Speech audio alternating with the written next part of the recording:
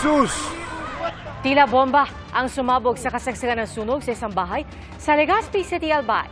Patay ang alagang aso na may-ari ng bahay.